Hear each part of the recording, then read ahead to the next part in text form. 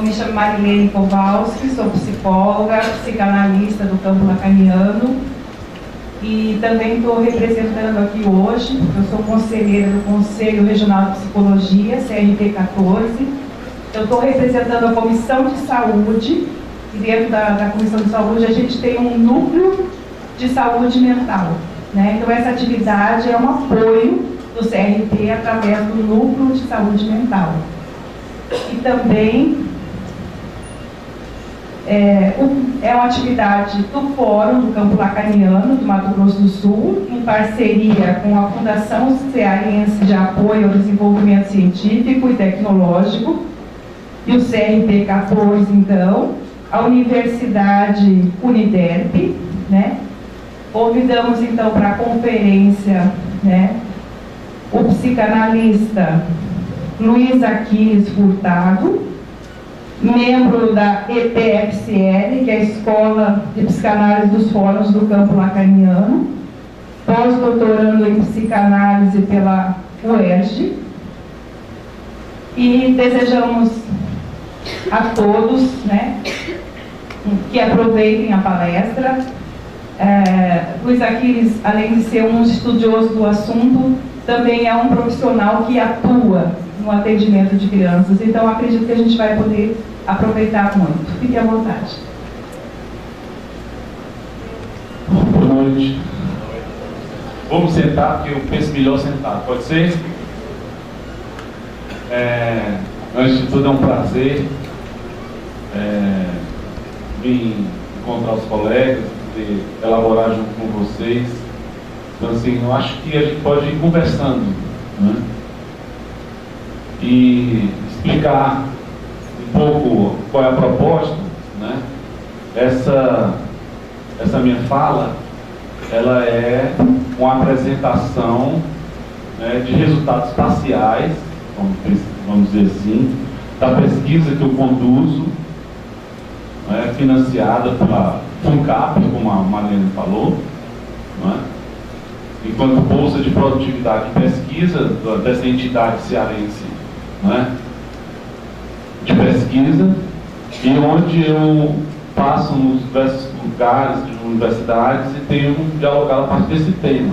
Então, assim, o recorte é um tanto específico, mas considerando a amplitude do público, né, ou seja, a maioria de estudantes de psicologia, é isso, de diversos semestres, e letras, não é?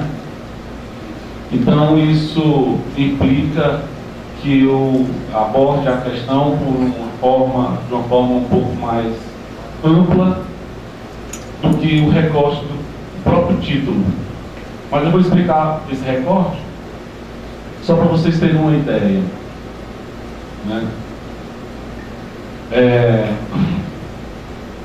Essa minha pesquisa, ela surgiu, né? Essa pesquisa atualmente em andamento, mas já no final, já está nos últimos meses, coincide também com a minha pesquisa de pós-doutorado. Ela aborda a questão do autismo a partir de algumas indicações de Jacques Lacan, um psicanalista francês muito importante, não é? Depois de Freud,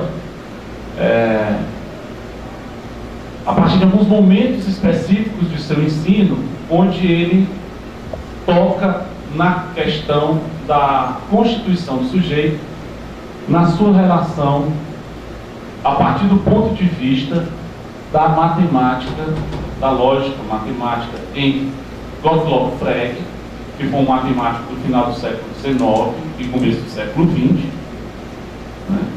E com a noção de letra. Então, na minha pesquisa atualmente, essa pesquisa ela tem abordado a questão da matemática, a questão da noção de letra em psicanálise, a questão de la langue ou la língua, e a voz, enquanto objeto funcional no seu aspecto musical da linguagem. Então, assim, aborda temas muito específicos que dizem respeito à clínica do autismo, né? Mas eu imagino que existem algumas pessoas que desejam entender melhor do que é que se trata quando a gente fala do autismo e da psicanálise, não é? É isso? Bem, hoje em dia não hoje em dia, desde que o autismo enquanto entidade clínica da infância foi descrita em 1943, desde aquela época o autismo sempre foi objeto de grandes polêmicas, até hoje. Tá? O que nós temos hoje é um discurso científico hegemônico, um certo discurso hegemônico, que classifica o que foi chamado de autismo infantil em outra época como transtorno do espectro do autismo, num manual de psiquiatria chamado Manual de Diagnóstico Estatístico dos Transtornos Mentais, na sua 5ª versão, e renomeou isso como transtorno do espectro do autismo. Na sua versão 4, no DSM-4, chamava o grupo de transtornos, chamava transtornos globais de desenvolvimento. Nós temos, na verdade, nesses 70 e poucos anos de autismo, enquanto entidade clínica descrita, uma sucessão de renomeações, releituras, reconceituações, o que implica um fundo de desconhecimento. Né? Se eu preciso estar todo o tempo reelaborando a definição do conceito, é porque ele continua problemático. Na verdade, a clínica da infância ela é muito problemática porque a relação que a criança tem com a linguagem, a relação que a criança tem com os objetos, né, de alguma forma foi esquecida por aqueles que olham para as crianças, ou seja, os adultos. Né? Os que não esqueceram são os artistas, normalmente. Né? Os artistas, os escritores, os poetas, eles não esqueceram que a linguagem infantil, que a língua, a relação com os objetos, ela tem esse prazer envolvido que passa pela não razão. Né? Então esse julgamento da infância, a partir da lucidez do adulto, fez com que a gente confundisse o que é estrutural do ser humano com o que é menor ou desarrazoado. Né? Como se a criança tivesse menos razão do que o adulto. E o louco também tivesse menos razão. Mas basta um pouquinho de sensatez, um pouquinho de sensibilidade para a gente perceber que as crianças conseguem dizer as coisas com muito mais clareza e com muito mais objetividade do que a gente, sem precisar se afetar tanto. Não só a criança como o louco. Né? Tem uma relação com a verdade que a gente esqueceu. Né? Me lembro, por exemplo, que minha filha, com 3, 4 anos de idade, ela chegou para mim e disse assim: papai, eu sei o que é que são todas as coisas naturais. O que é a natureza? Eu digo: o que é, minha filha? Ela disse assim: a natureza foi tudo que não foi feito pelo homem. Né? Então, uma criança de 4 anos conseguir fazer uma enunciação como essa, né, é porque ela está num trabalho investigativo, em que ela fez, se a gente for analisar em termos lógicos, ela fez uma acessão universal, né, em que ela implica suas contraditórias, suas particulares, etc. Então, com a criança dizer uma coisa dessa, ela já está há muito tempo nesse raciocínio lógico, o que, ao contrário do que Piaget, né, ensina. Lacan é um crítico ao Piaget. Né? Se a gente vai estudar, existe um caso clínico do pequeno Hans Freud, né? Freud descreveu um caso clínico, a gente vê que o Hans era um menininho muito esperto e que a sua investigação sobre a diferença sexual era uma pesquisa muito rigorosa. Né? Então, achar que a criança fica, não sei se vocês já sentiram isso, a criança fica: por que, mamãe? Mas por que isso? Por que aquilo? Por que aquilo? Por que aquilo? Por que isso? Por que aquilo? Por que aquilo? Né? Aí a gente, muito imbuído do discurso psicológico, né, psicologizante, recorre ao Piaget e justifica com a nossa razão de adulto, né, porque que a criança está formulando e amadurecendo suas estruturas para, enfim, formular hipóteses, né, no seu estágio formal. Né? Bem, que isso só seria possível após a internalização de uma série de estruturas anteriores, como o operatório concreto, né? Lembrando que a operação em Piaget era um epistemólogo, não era um psicólogo, não lembrar muito bem disso, isso não sou eu que estou dizendo, foi ele mesmo quem disse, né? Então, quando o Piaget fala de operações formais, operações concretas, ele está falando de operações lógicas. E ele vai lá, quando a gente vai ler o texto dele, ele coloca fórmulas, né?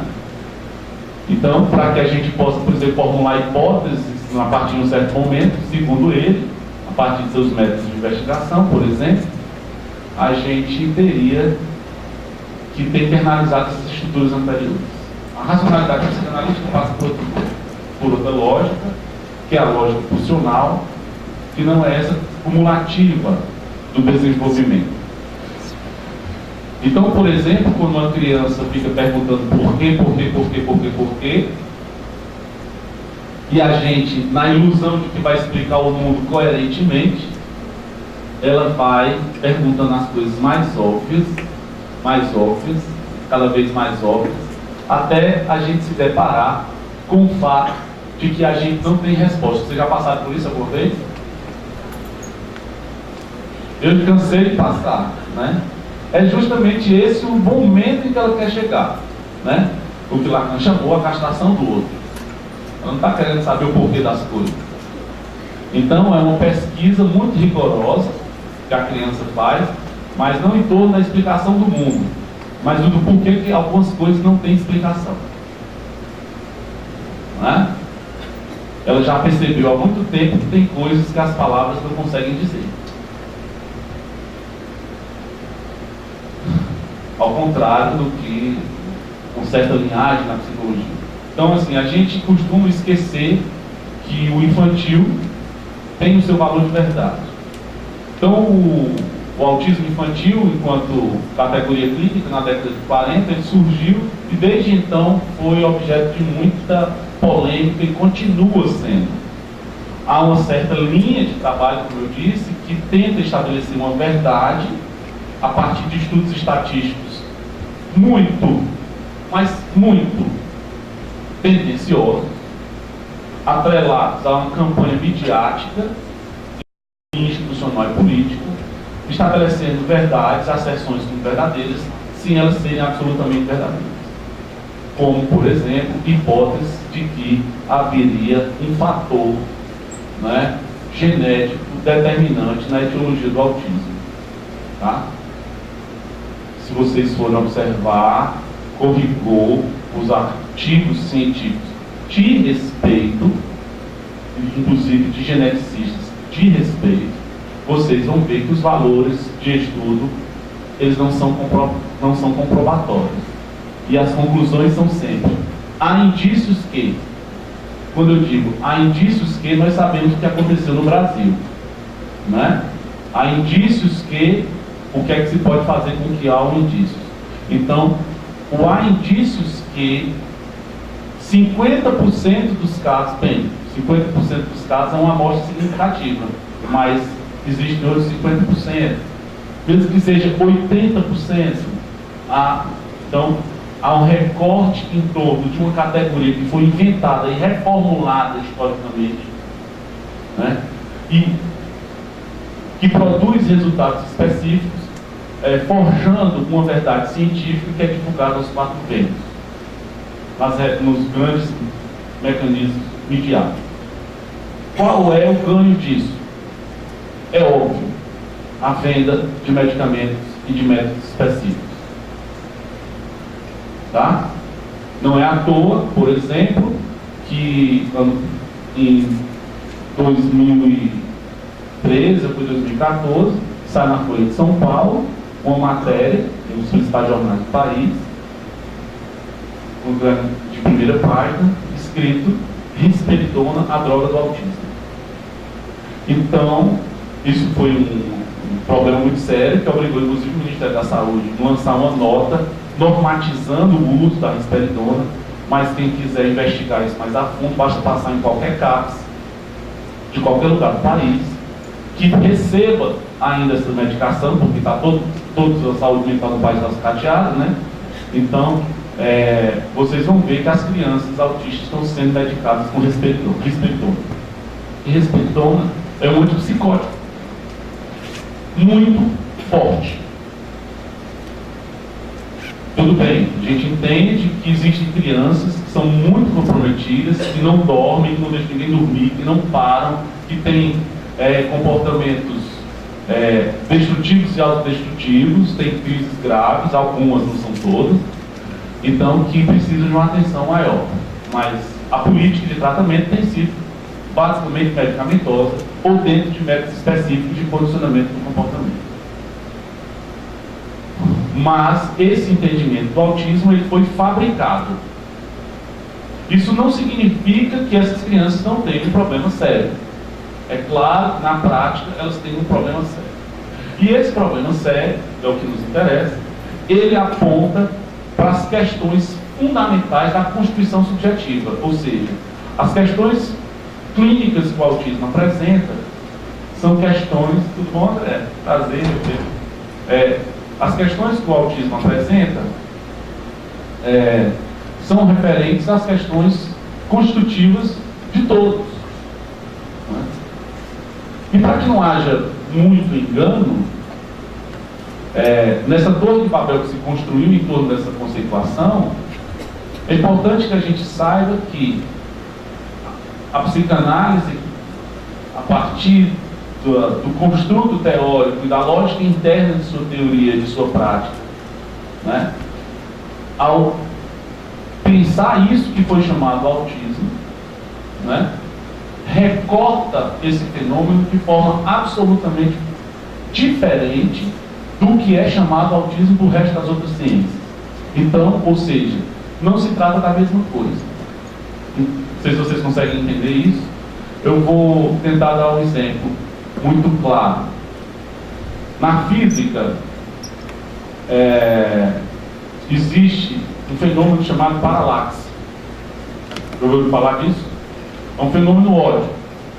A gente pode reproduzir esse fenômeno de uma forma muito simples. Escolhe-se um objeto, por exemplo, uma cadeira ou alguém, e você tampa um olho, não é? E olha para o objeto, depois muda, tampando o outro olho e olha o objeto, você vai ter a impressão, não é? De que o objeto mudou de posição. Não é? E depois que a gente abre os dois olhos, ele se centraliza. Isso é um fenômeno óptico. O objeto não mudou de posição, você concorda? O que mudou de posição foi a posição do observador. Isso no campo da teoria e da clínica, né? Na verdade em todas as ciências isso acontece. A própria física, né, reconhece isso. Então, a posição do recorte, não sei se dos acadêmicos aqui, quando a gente faz metodologia científica, a gente faz a coisa do recorte teórico, né? A gente faz a pergunta, faz o recorte teórico e faz o recorte dos recursos e do ponto de vista teórico metodológico. Eu estudar um fenômeno a partir dos conceitos de Piaget não é a mesma coisa eu estudar um fenômeno à luz dos conceitos de Freud. Esses dois fenômenos se tornam absolutamente diferentes. Não é? São absolutamente diferentes. Eu posso também fazer isso com dinheiro. Não é? Se eu atendo uma pessoa, né, e obedeço a tabela do CRP, né, sei lá, 50, 100 reais, seja que da FENAPS, enfim, seja qual for a tabela, tá? Uma tabela, e se eu não tiver sido analisado o suficiente, tiver problemas com isso, né? Eu não vou conseguir perceber que uma pessoa que ganha 5 mil reais, 100 reais vale um tanto, a outra que vale, uma que ganha 1.000, os mesmos 100 reais vale muito mais, né? Materialmente falando. Então você vê que dentro dessa perspectiva as coisas já mudam, são dois 100 reais diferentes, né? Bacana o seminário de identificação, ele vai dizer, vai discutir, inclusive nessa questão do número, falando sobre essa questão do número, ele vai dizer, ele vai criticar uma acessão lógica que é A é A, né? Ou seja, que um conjunto A, por exemplo, ele é igual a A. Não necessariamente. Aí ele começa a brincar com isso, né? Por exemplo, ele começa a dizer meu avô é meu avô, ou então quando ele diz guerra, é guerra. Essa segunda guerra não é a mesma coisa da primeira, né? Guerra é guerra, implica, então ele começa a problematizar isso, que a posição mesmo do significante em relação a que a gente está utilizando muda, logicamente. Então, de cara, eu já previno vocês de que o autismo de que trata a psicanálise não é o mesmo autismo do resto das ciências. A gente não está falando a mesma coisa. Mas, historicamente, a gente tem que colocar alguns pingos nos is de forma muito clara. Muito clara. Tá? Primeiro, a história do autismo, com toda essa polêmica que houve desde sempre, foi toda e sempre uma história de resistência à psicanálise. Paradoxalmente. Por quê? Por que eu estou dizendo paradoxalmente? Porque o nome autismo, ele traz uma dívida à psicanálise na sua denegação. Ou seja, o próprio Freud, né? O Freud não atendeu crianças autistas, tá? Freud não teve essa clínica com crianças autistas, mas a gente pode, se a gente tiver um pouco de não for tão rigoroso, a gente pode dizer que Lacan teve, né? Lacan não atendeu crianças autistas, mas ele confessa no dia 1º de dezembro de 1975 que ele diz a seguinte frase: acontece que eu já supervisionei vários casos de crianças assim. Tenho supervisionantes, né? Supervisionei pessoas que atendem crianças assim. Então, a supervisão é uma clínica também, né? Onde a gente escuta não só o paciente via o analista que está escutando, né? Escuta também aquilo que vem. Então Lacan, ele diz que teve essa experiência. A gente não pode negar isso. Mas o nome autismo, ele surgiu para descrever uma característica da esquizofrenia por parte do cara que descreveu a esquizofrenia, que era Bloyle. Então ele pegou um neologismo que chamava alterotismo. Essa história é muito batida, mas é importante a gente retomar nessa perspectiva da dívida que tudo que se fala sobre autismo tem em relação à psicanálise, apesar da sua denegação. Tá? O Bloyle não tinha entendido a teoria da sexualidade de Freud, achava que a teoria da sexualidade de Freud reduzia a coisa da genitalidade. E quando Freud falava da atividade autoerótica, era uma palavra, também era um neologismo que não foi inventado por Freud, mas foi consagrado por Freud, né?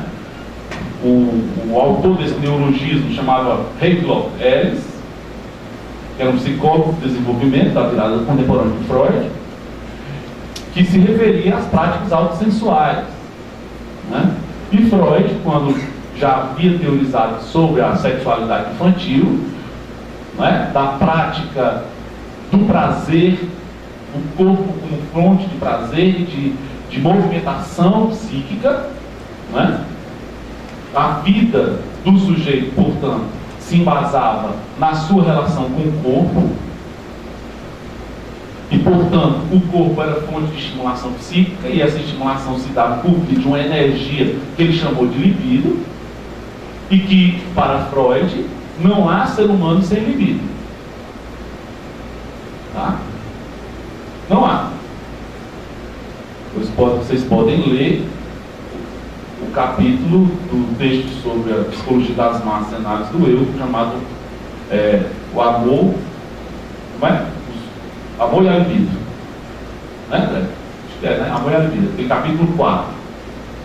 E o Freud vai dizer, olha, as pessoas renegam a psicanálise por um grande escândalo, né, mas esquecem que a psicanálise não tem algo diferente dos seus grandes sabedores tal como disse Oscar Pfister e Nash Manson. Estou citando quase literalmente. Oscar Pfister era um cristão, olha só. E aí o Freud vai fazer, era um cristão pastor, e Freud faz uma referência à Bíblia, à carta aos Coríntios, onde nessa carta diz que sem amor, né, eu seria como o símbolo que tinha, ou seja, eu não seria humano, seria como um metal que soa. Então, nesse trecho da obra de Freud, a gente consegue ver claramente que ele, não só nesse trecho, eu acho que esse trecho está respondendo ao Jung e ao Freud, porque justamente em torno dessa querela da palavra autismo, em 21 de abril de 1907, se eu não me engano, o Freud escreveu uma carta ao Jung, dizendo mais ou menos assim: rapaz, eu estou muito triste com o Bleuler, porque ele inventou essa coisa de psiquismo ou autismo. Isso não, agora sou eu que estou dizendo do meu jeito, isso não tem nada a ver, entendeu? A libido, por definição, não é autoerótica. Opa! Ou seja, a energia sexual, ela surge, portanto, não por parte do lado de fora, do encontro com o objeto pelo lado de fora. Isso ele já havia escrito nos 3 ensaios sobre a sexualidade. Ou seja, esse encontro com o lado de fora é o fato de que nós somos, na nossa condição biológica, condenados a, desde o nascimento, a ter que nos relacionar com o outro. Isso é um inferno. Por quê? É um inferno e a salvação, porque ao mesmo tempo que nos salva e nos mantém vivos, não é? Porque nós nascemos sem condição biológica para isso, para sobreviver sozinhos, né? Esse outro, ele instaura um desequilíbrio que não é sentido tão prazerosamente assim. Isso Freud disse há muito tempo, né? Tem um parágrafo um texto que ele proscreveu, né? Um texto que o Freud deixou guardado, foi publicado postumamente, que era um projeto.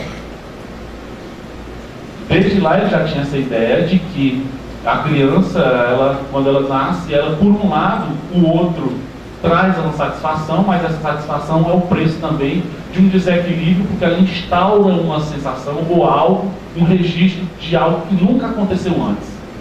Isso que nunca aconteceu antes produz um desequilíbrio que a criança não quer saber disso.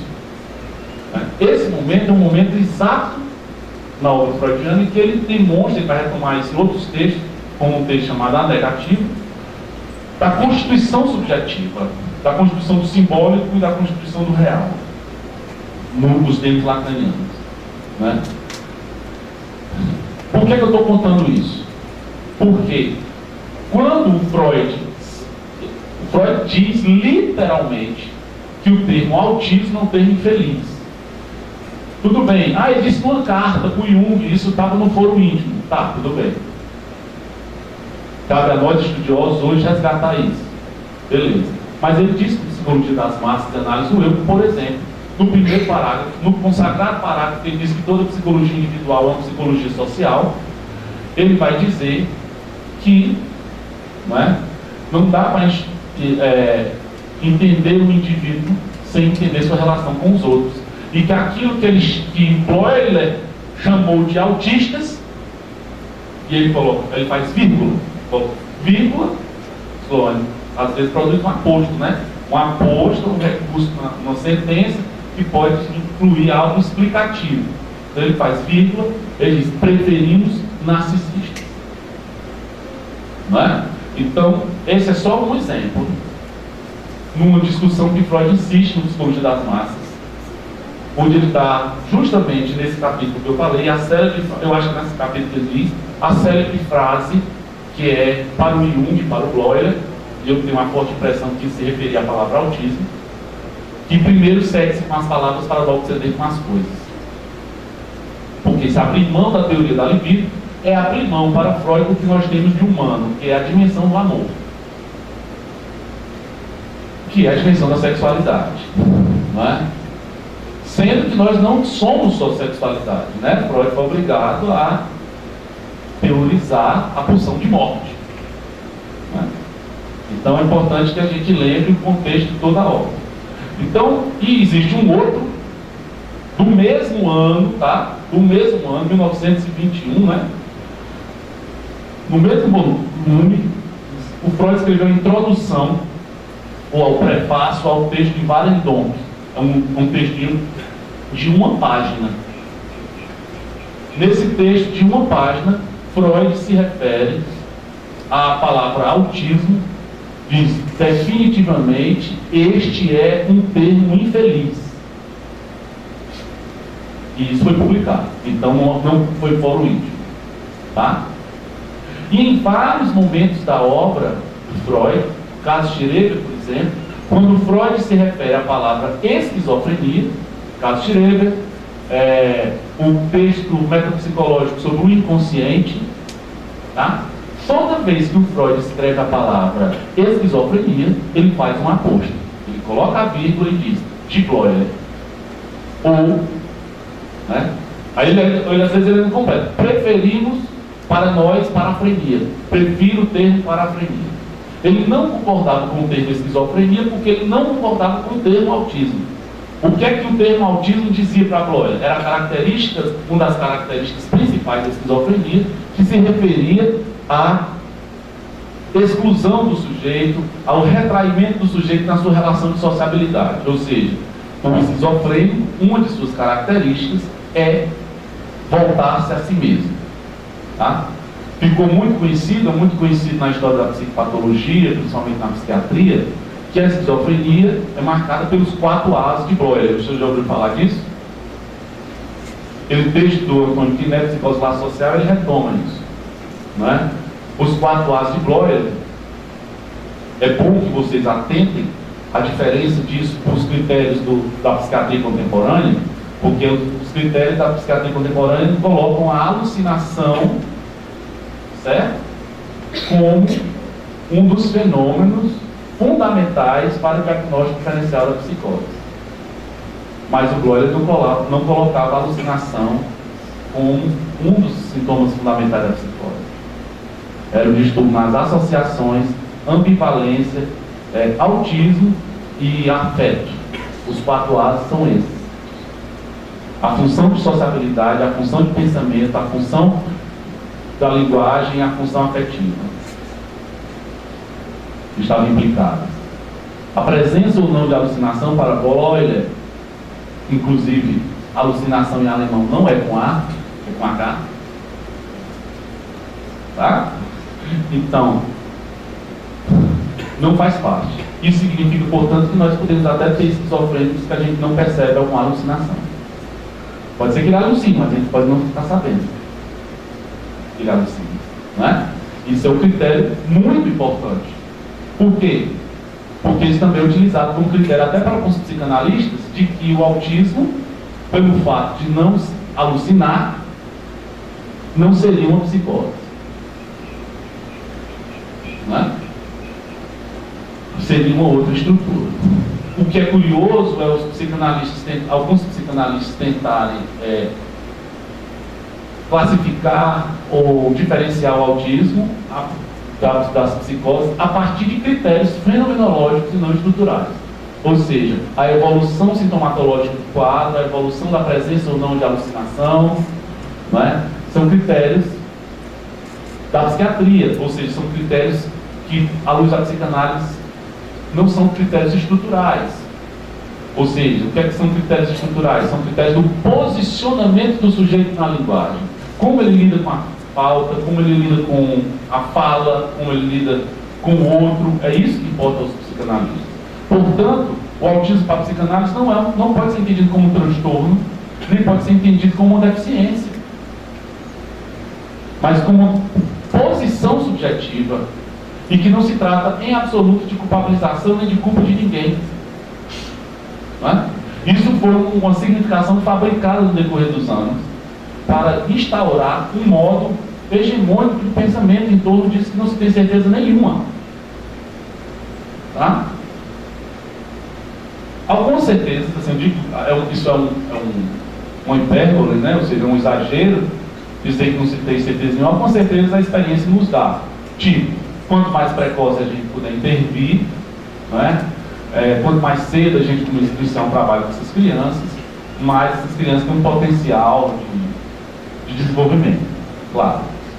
Mas isso não vai muito além, não. Então, as questões etiológicas, né, não importa, para a psicanálise não importa.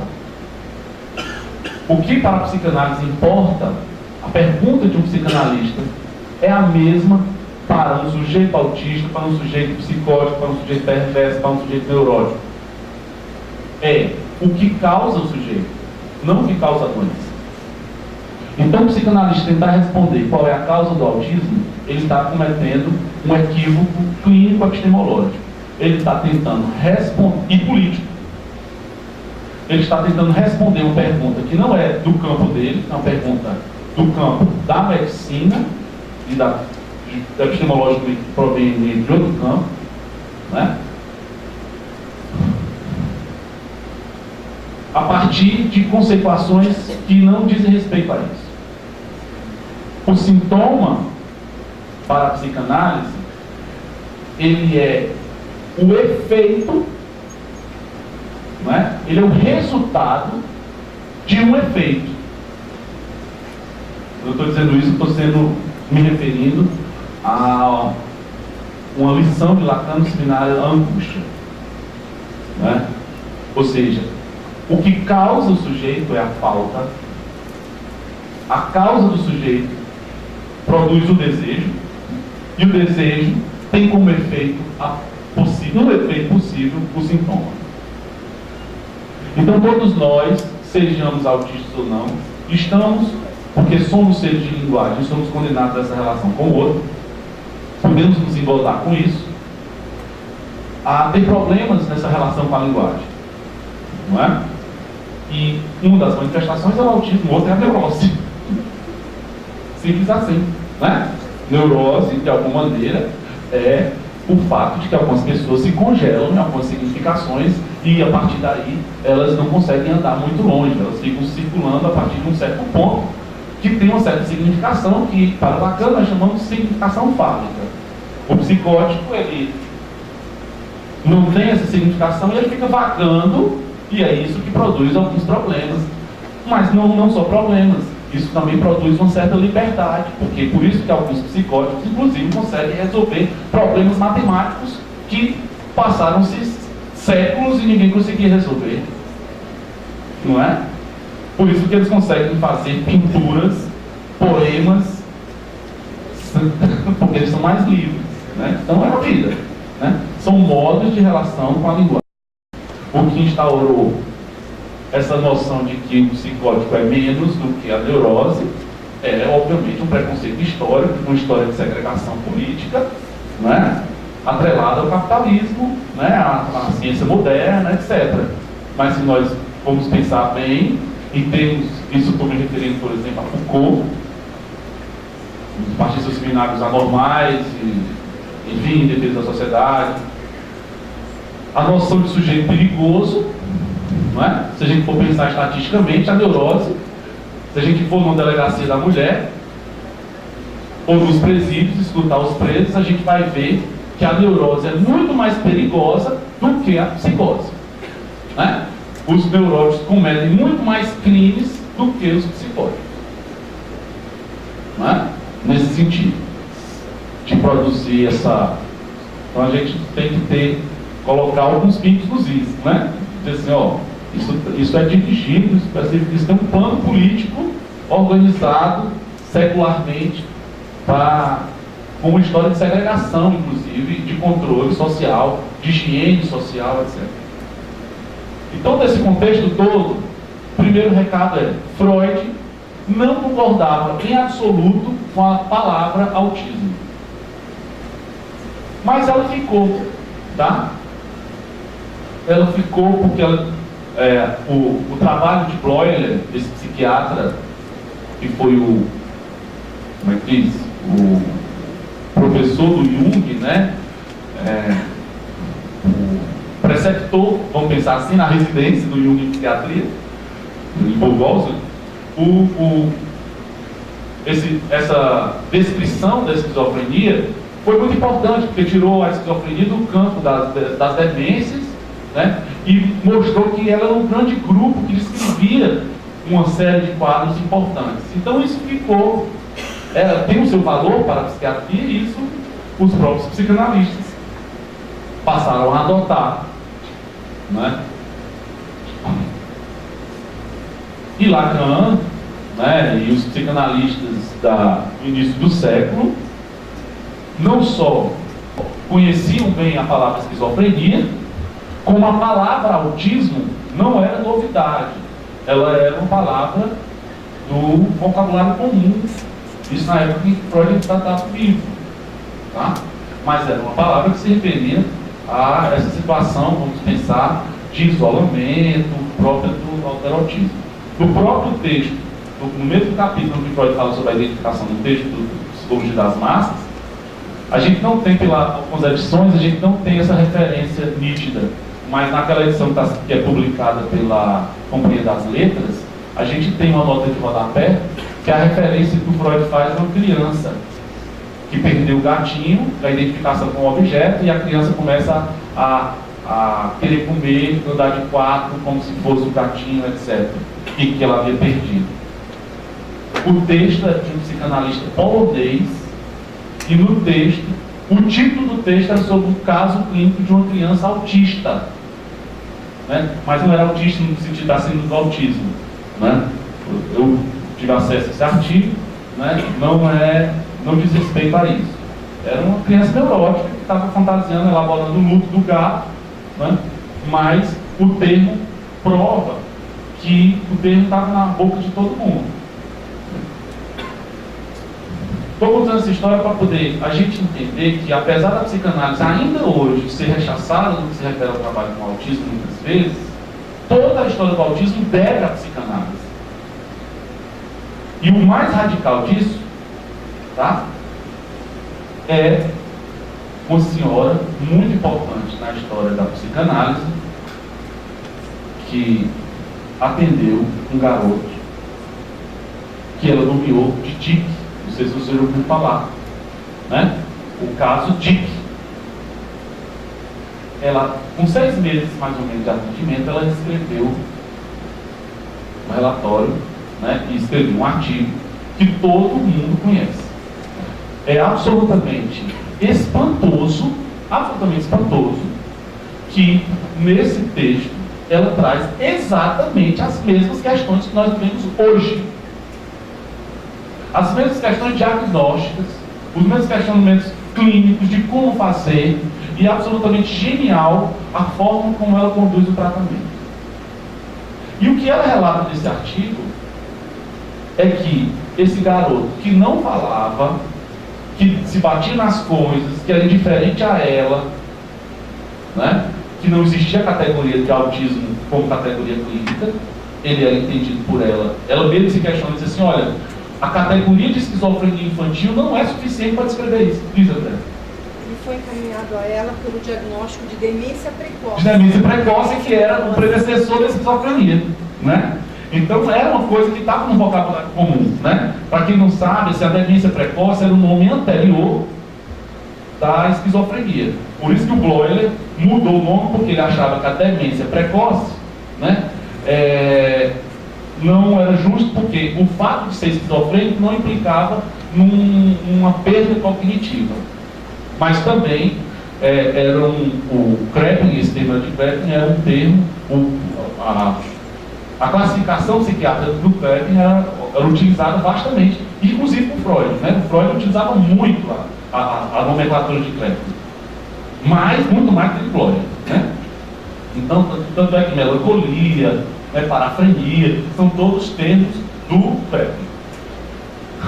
E aí ela recebe, mas ela discute, né, André, assim, diz assim: olha, isso não é justo, assim, ele não consegue se enquadrar aqui, mas o que eu tenho é essa nomeação aqui, né? O que me parece é que ele não desenvolveu, tem uma coisa aqui que ele não desenvolveu. Aí ela traz isso que foi o objeto de muita discussão.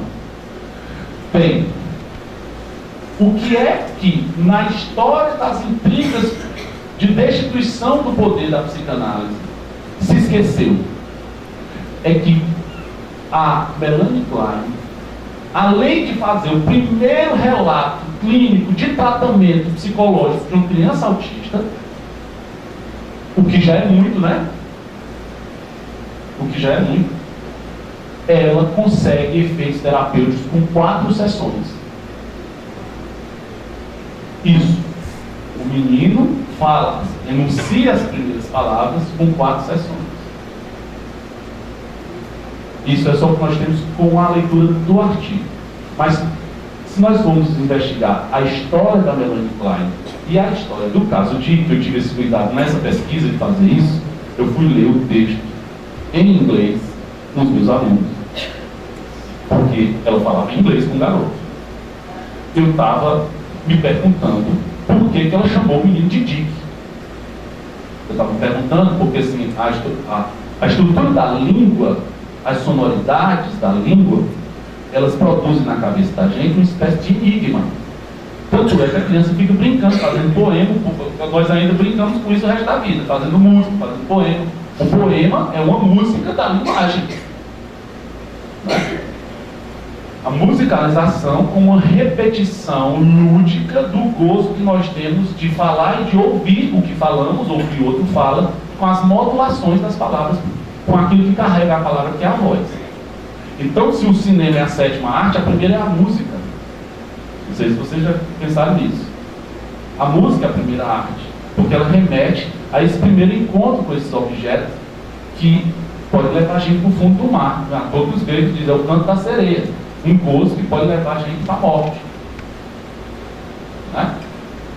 A gente esquece, por isso que a gente se estranha quando está falando no microfone, né? Porque você recebe a voz no outro.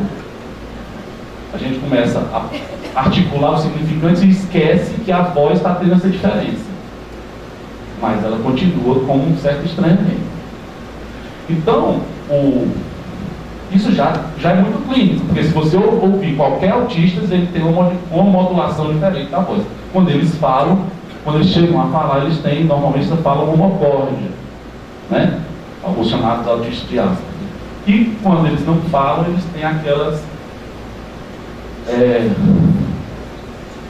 vamos pensar assim, aquelas sonoridades que não parecem não ter absolutamente sentido algum, né?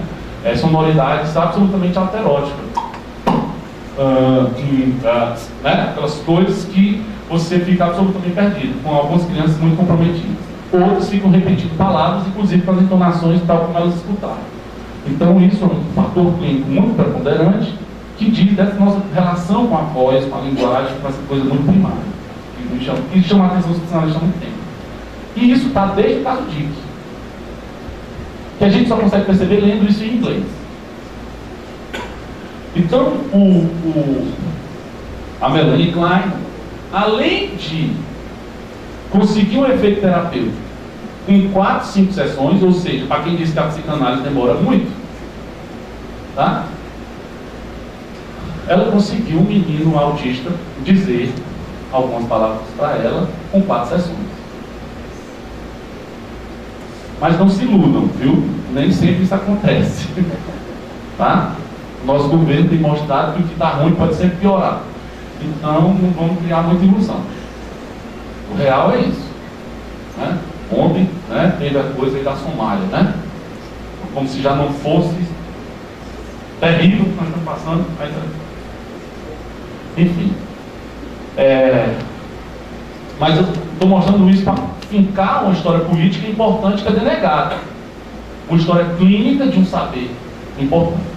Aí, como eu estava dizendo, se a gente for investigar o resto da história, aí eu fiquei inculcado. Por que a Melanie Klein escolheu um nome, né, que é um nome equívoco em inglês? Porque Dick quer dizer também falo, né? Tem a sua suck my dick, né, em inglês, ou seja, você tem uma referência sexual, né, ao membro sexual masculino, né, uma palavra que tem um teor sexual. E certamente a Melanie Klein não era idiota em relação a isso. Então essa palavra dick tinha muitas reverberações. E eu, de alguma maneira, achei isso muito estranho. Eu digo, mas como é que ela, por que ela foi escolher esse nome? Qual era, o que é que tinha nesse nome, né, que ela escolheu? E qual seria o nome dele? Qual era o nome do Dick? E a partir daí, fui ler coisas todas em inglês e acabei descobrindo coisas maravilhosas. Eu acredito, não posso dizer com certeza, que o Dick foi escrito porque Dick foi um deslocamento, porque ela também atendia um primo desse paciente, que era um paciente chamado Richard. E Richard, o apelido de Richard é Dick. Então acho que ela brincou com esses nomes dos pacientes e colocou Dick. Mas nessa minha busca, a gente ouve o galo cantar e sai atrás. Isso aqui é a pesquisa, isso aqui é o desejo, né? Coisa. E é o que foi que aconteceu. Eu descobri algumas coisas muito importantes para a história do autismo e para a história da psicanálise. Primeiro, Melanie Klein, ela atendeu Dick durante 17 anos. Dick, quando ficou adulto, não só ele começou a falar, como ele se tornou um especialista em música. Certo? Quem encontrou com ele foi a biógrafa da Melanie Klein. Mas não para por aí. Descobri finalmente que o nome dele era Alan. Tá? E que ela atendia às quartas-feiras. Ela chegou a se mudar para atendê-lo numa cidade vizinha. Passou 2 anos morando na cidade dele, na época da guerra, se não me engano. Mas um fato muito importante. Durante esses 17 anos, ela publicou um artigo com 6 meses de atendimento, mais ou menos, na final da década de 30. Então, no começo, ele tinha 4 anos. Então, mais 17, ele deixou de encontrar com ela, tinha mais de 20. Né? E durante esses anos, ela lia, isso é um detalhe importantíssimo, que eu quero mostrar para vocês, ela lia para o Alan, tá? Agora eu vou chamar ele de Alan. Ela lia para o Alan a historinha de um caso clínico de um menino chamado Dick. Sabe o que aconteceu? Ele, além de especialista em música, ele se tornou um especialista e um grande leitor de Charles Dickens. Então você vê aí o sujeito com efeito e trazendo a marca da relação com o outro, que foi Melanie Klein, né, o resto da vida dele. E se esse garoto que não falava passou a se tornar, vamos pensar assim, um Asperger, evoluiu com Asperger, né, nós temos um caso de um tratamento psicanalítico bem sucedido. Ele não deixou de ser autista como neurótico, não deixa de ser neurótico, pode nos entende? Mas ele, com autonomia, ele desenvolveu, né? Então, isso é muito importante para que a gente diga aos 4 ventos. Né? Que houve um efeito clínico desse trabalho durante muitos anos. Né? Nós estamos falando só do caso de. Né? E aí é onde entra a minha pesquisa, começou a descobrir coisas. O Lacan tem uma lição nos seus primeiros seminários, onde ele vai discutir o caso de. Ele relê o artigo, ele chama uma psicanalista, uma jovem psicanalista na época, chamada Madame Gelinier, que escreveu o Édipo Africano, e infelizmente na edição que nós temos em português, a edição que foi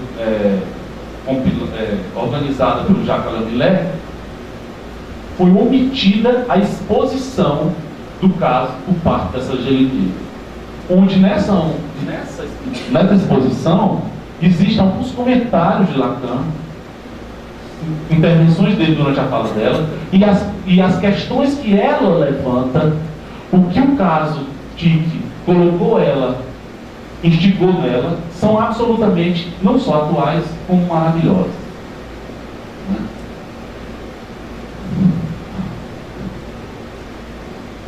Então Lacan, ele se pergunta, no final das contas, ele diz assim, olha, ele disse para Melanie Klein, eu acho que ele esticou, lá no Ceará a gente diz esticar baladeira, não sei se você já ouviu falar, sabe o que é baladeira? Estilingue. Então quando alguém exagera, diz uma coisa muito absurda, a gente diz, fulano esticou a baladeira, porque quando estica a baladeira demais, quando estica o estilingue, quer o elástico, né? Então, eu acho que Lacan deu uma exagerada, deu uma esticada na baladeira, quando ele diz assim, olha, Melanie Klein, num certo momento lá do atendimento, ela forçou a simbolização. Como foi essa forçada simbolização? Ela sabia que o Dick se interessava por alguns objetos apenas, e entre eles os trens. Então, foi o que ela fez. Ela pegou um trem pequeno e um trem grande e disse Alan's train e Daddy's train. Né? O que está traduzido no artigo como Dick Train. Né? Sendo que quando eu ouvi Dick, foi por isso que eu fui atrás do nome Dick, porque eu ouvi Dick Train.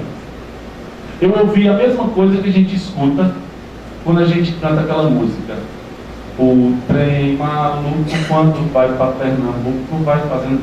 Já ouviram essa música? Essa música, ela tem um efeito de linguagem, não é? Que é a assonância. E produz um efeito poético, não é? Que é a onomatopeia. Ou seja, produz o som do trem na própria música. O trem maluco quando vai para Pernambuco, aí começa a fazer o som do trem. E eu ouvi Dick Train. Se você começar a repetir Dick Train, Dick Train, Dick Train, Dick Train, Dick Train, Dick Train, você escuta o som do trem. E eu fiquei com isso, por isso eu fui atrás de ouvir, saber por que ela tinha escolhido Dick. Eu bati na trave, não era exatamente isso, mas não era porque Melanie Klein tinha dito Dick Train, inventado Dick Train, mas foi o próprio Dick quem disse. Porque quando ela diz Alan's Train, né, o trenzinho e o trem grande,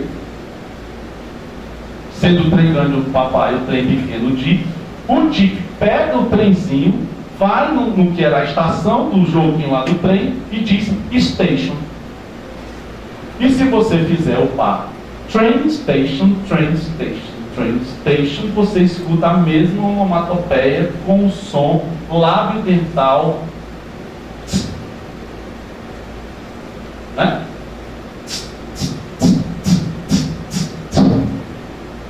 Ou seja, um gozo sonoro numa oposição entre o trem e a estação, e Melanie Klein vai interpretar, é aí que Lacan disse que ela exagerou, né? Dizendo que você quer foder a mamãe. Ele forçou a barra, mas ele ainda coloca dizer desse jeito. Ela diz por algo em torno de que você quer foder a mamãe. Bem, Melanie Klein não disse isso. Melanie Klein disse que você quer entrar na mamãe.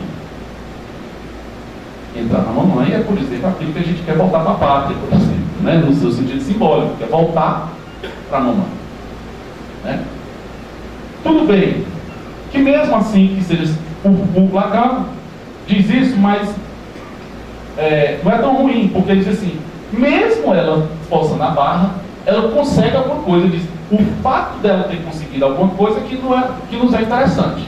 Ou seja, a partir disso é que o menino começa. Depois que ele começa que ele diz essa oposição, ele começa a ir para os lugares escuros, com a antessala escura, e voltar para o lugar claro. Né? Ele começa a fazer um jogo de aparecimento e desaparecimento. O que estruturalmente, né, simbolicamente, tem a ver com uma citação de Lacan, muito importante, no mesmo seminário, não na mesma aula, mas uma aula contigo naquele mês, talvez, em que ele chama de Hippolyte para discutir um texto negativo, um texto importantíssimo do Freud, que tem a ver com essa coisa do número que eu quero falar. E que o Lacan diz que o esquizofrênico, ele vai dizer, os cheios são tão importantes quanto os vazios no campo simbólico. E que o esquizofrênico é aquele sujeito que tenta dar o passo em vão, né, na simbolização do vazio. Ele diz alguma coisa mais ou menos assim. Então, essa frase é muito importante porque, para mim, isso se repete na clínica com o autismo. Por isso que para a psicanálise, ele traz a coisa da psicose muito propriamente. Não é porque ele não alucina, não é porque... Não é porque... a coisa do autismo e a psicanálise tem a ver com a psicose, com a estrutura da psicose, é por causa da relação com a falta, tá? Com a relação com o significante. Então esse impasse do Dick foi em torno da simbolização do vazio. Aí é onde entra a coisa do número, da matemática. Eu estou tentando... Gente, vocês me perdoem, porque assim, pode parecer muito complexo, e é de fato muito complexo, né? Não só clinicamente, como teoricamente. Eu vou começar a falar de um matemático, um lógico matemático, no final do século XX, do final do século XIX, começo do século XX, que simplesmente chegou e disse assim: olha, até hoje, nós não temos na matemática uma definição lógica da noção de número. Como assim? A matemática com milhares de anos, né, a física, etc., você não tem uma definição lógica de número. Esse matemático chamado Frege, e o problema que ele resolveu foi justamente em torno, recorrendo à teoria dos conjuntos, em torno da noção do conjunto vazio. E aí você tem um Lacan que, em 1953, ele chega nessa mesma aula, ele diz assim: vocês não se surpreendem que uma criança muito pequena chegue para vocês e diga ainda não, ou talvez. Né? Se a gente for pensar, um talvez é o que pode ser e o que pode não ser.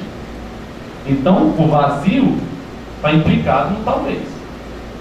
Né? O ainda não implica, portanto, que essa criança, para dizer um ainda não, o vazio já estava ali registrado. Né? O Lacan já estava em torno disso em 1953, e em 1975, na sua conferência de Genebra, quando ele fala sobre autismo, ele diz exatamente a mesma frase. Muito curioso.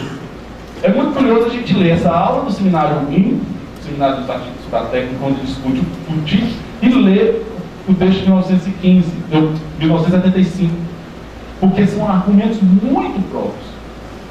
E aí ele vai dizer, é aqui que a questão do número aparece. E o que é que a questão do número implica? O que é que os matemáticos, o que é que isso tem a ver com a gente?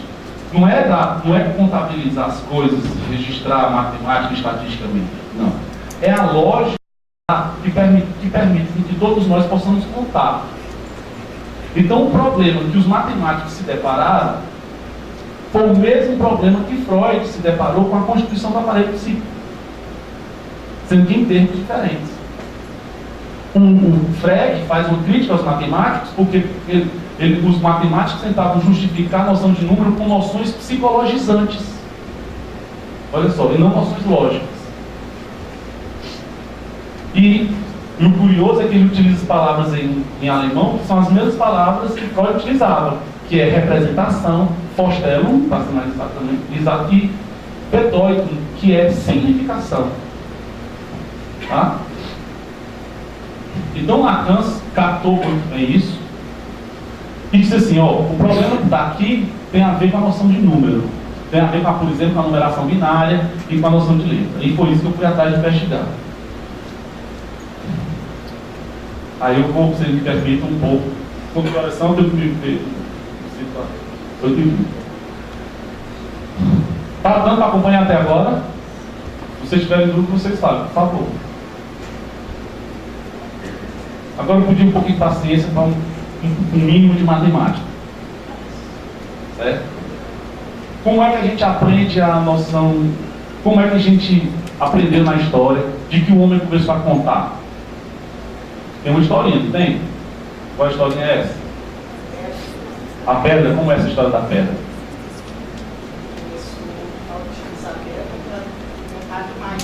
Para contar animais, né? Era a historinha do pastor. Então, para cada ovelhinha, ele tinha uma pedra. Se faltasse uma ovelha, sobrava uma pedra. Não é isso? Mas por que ele precisou fazer isso? Porque era a primeira base. Estava sendo formado. Não, tem uma questão histórica, se me desculpe te interromper. O advento que fez com que a humanidade precisasse fazer isso foi o advento do sedentarismo. Porque quando ele era nômade, não faltava ovelhinha, ele ia para onde tivesse ovelha. Então foi preciso ele parar num lugar geográfico para que ele controlasse o consumo das ovelhas. Ou seja, quando ele parou em um lugar geográfico, a ovelha podia faltar. Então foi a falta da ovelha que foi a operadora da necessidade de ele fazer essa operação, que é uma operação de significação. Ou seja, uma pedra significa uma ovelha. Isso em termos linguísticos a gente pode dizer, mas a gente pode ser elegante e dizer também em termos matemáticos. Ele fez uma associação entre elementos de dois conjuntos. Um conjunto de pedras e um conjunto de ovelhas. Uma associação que nós chamamos biunívoca. Para cada elemento, no outro conjunto corresponde um outro elemento. Para cada cadeira corresponde uma pessoa no auditório. Essa correspondência é uma correspondência biunívoca. Que isso faz parte da teoria dos conjuntos. Tá? Então, quando houve o advento histórico do sedentarismo, o homem precisou contar a falta, né, da comida vai aparecer aí, e aí o sujeito, nesse apólogo, né, porque na verdade a gente não tem como viajar no tempo e conhecer esse pastor, isso é apenas um apólogo, um mito para poder a gente entender que a coisa começou assim. Então, sim, e claro, como você estava falando, para que fazer isso? Isso foi estruturando o psiquismo do homem para fazer operações também cada vez mais complexas. Mas veja só, ele só pode fazer isso porque primeiro ele registrou a falta da ovelha. A questão é, como registrar algo que é ausente? Essa é a questão, que é estrutural. Como é que eu registro a ausência? Porque a ausência não existe no sentido real aqui. Eu não consigo pegar na ausência. Como é que eu posso... Então a noção de falta, de ânsia, por exemplo, se tivesse um quadro, eu poderia fazer muito facilmente. Vocês têm um papel maior? E um pincel, acho que dá para fazer. Qual é o pulo do gato que Lacan insiste e cita justamente o netinho do Freud, tá? Um episódio com o neto do Freud, para explicar o que é que está em jogo.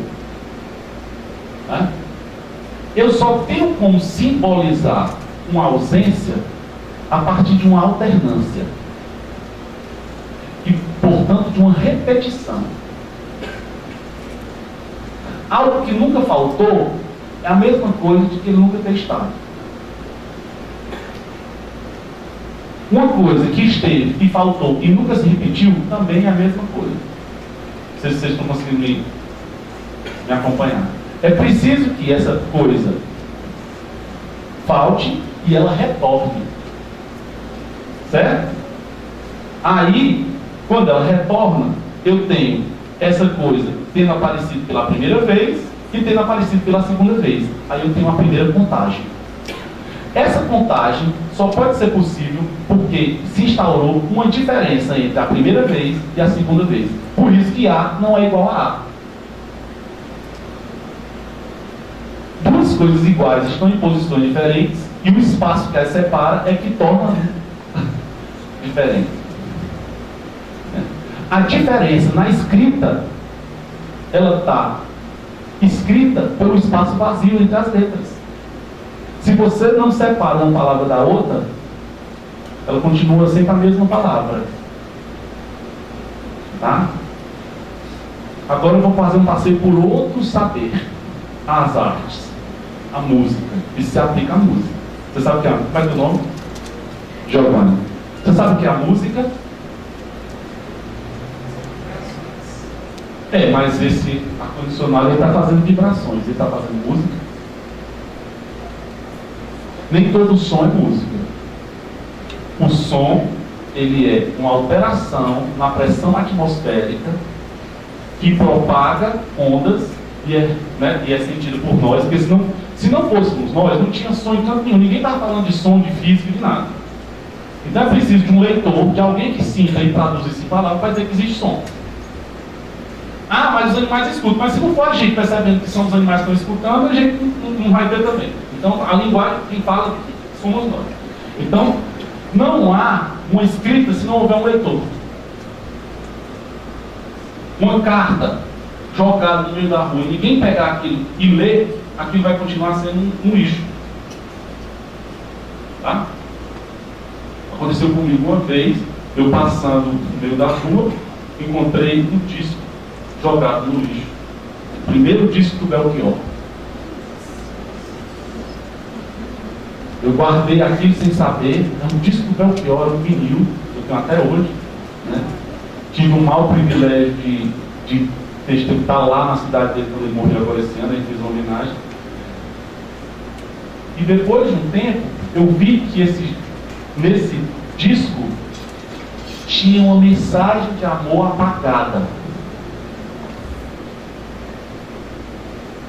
Aí ele ganhou ainda mais valor. Aí eu fui lá transcrever, eu usei para fazer uma música dessa mensagem de amor apagada da capa do disco do Belchior.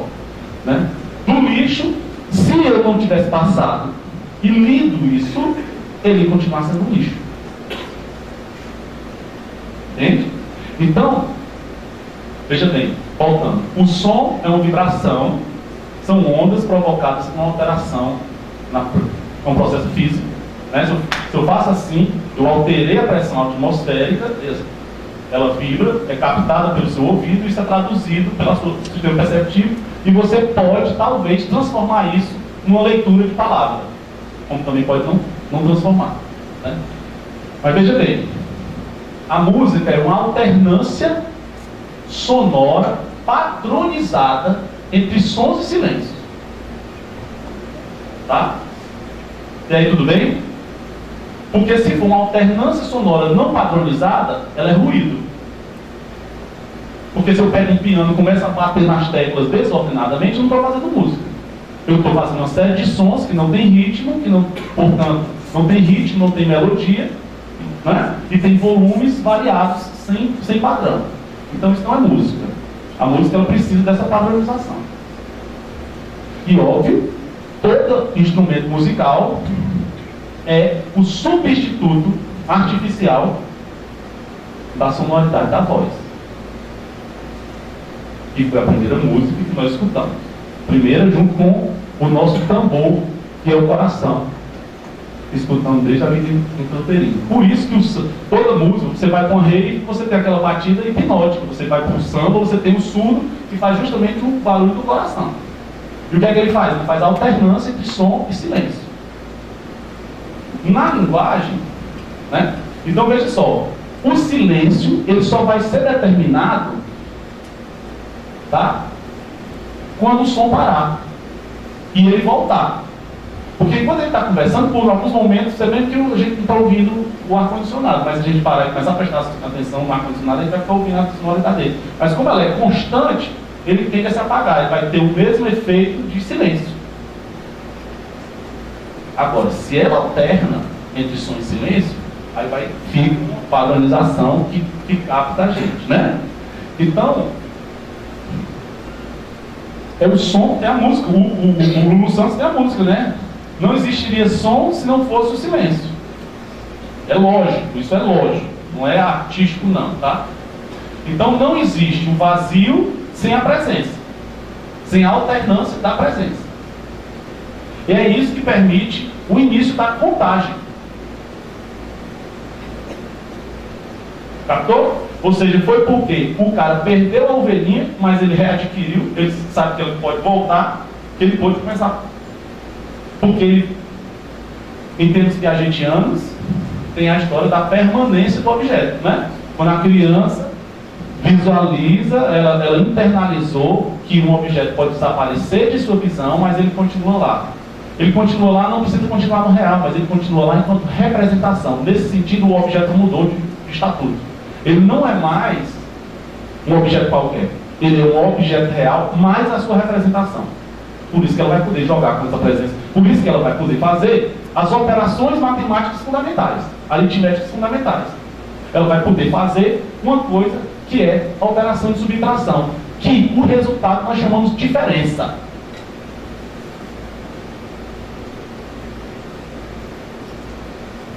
Né? Então, a presença da ausência nessa alternância, ela implica em nada mais, nada menos na subjetivação do igual e do diferente. Portanto, a presença dos mecanismos em psicanálise da identificação. Concorda, André?